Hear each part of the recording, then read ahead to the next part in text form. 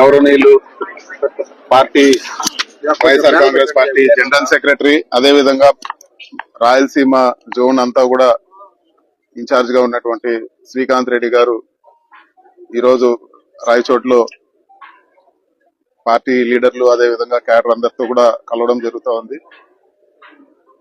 శ్రీకాంత్ రెడ్డి గారి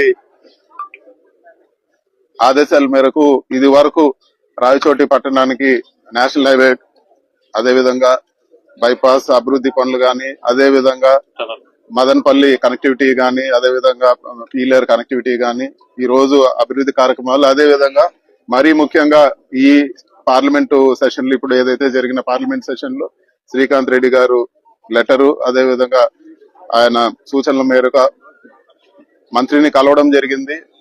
railway minister ఒకటే చెప్తా ఉన్నారు, కడప బెంగళూరు లైన్ మేము చేసేదానికి సిద్ధంగా ఉన్నాము, కానీ ఇక్కడ ఉండే రాష్ట్ర ప్రభుత్వము, ఇప్పుడు ఉండే చంద్రబాబు నాయుడు గారి ప్రభుత్వము మ్యాచింగ్ గ్రాంట్ ఇవ్వాలి, వాళ్ళు మ్యాచింగ్ గ్రాంట్ ఏమాత్రం మేము సహకరించడం లేదు, ఈ రోజు చేయడానికి కష్టంగా ఉంది అని చెప్పి ఆయన మాట్లాడడం జరిగింది. సో మేము ఒకటే అభ్యర్థిస్తున్నాము తెలుగుదేశం ప్రభుత్వాన్ని, మీరు ఏదైతే కడప బెంగళూరు లైన్ ను పూర్తి చేసేదానికి సహకరిస్తా అన్నారో దానికి ఫండ్స్ రిలీజ్ చేయాలని చెప్పి కూడా మేము ఈ ప్రాంత ప్రజల తరఫున, మా సీనియర్ నాయకులు శ్రీకాంత్ రెడ్డి గారి తరఫున మేమందరూ కూడా అభ్యర్థిస్తున్నాము.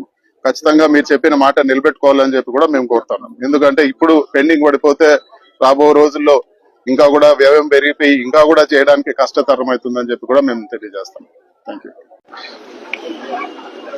రాష్ట్ర వ్యాప్తంగా ఈరోజు వైఎస్ఆర్ కాంగ్రెస్ పార్టీ నాయకులు ఎంతో మంది ఈరోజు అన్యాయంగా కేసులు ఎదుర్కొని ఈరోజు ఇబ్బందికర పరిస్థితులు ఎదుర్కొంటున్నారు. చాలా మంది ఇల్లు కొట్టేస్తే ఇక్కడ బీసీ ఒక ప్రముఖ బీసీ నాయకుడుగా ఉన్న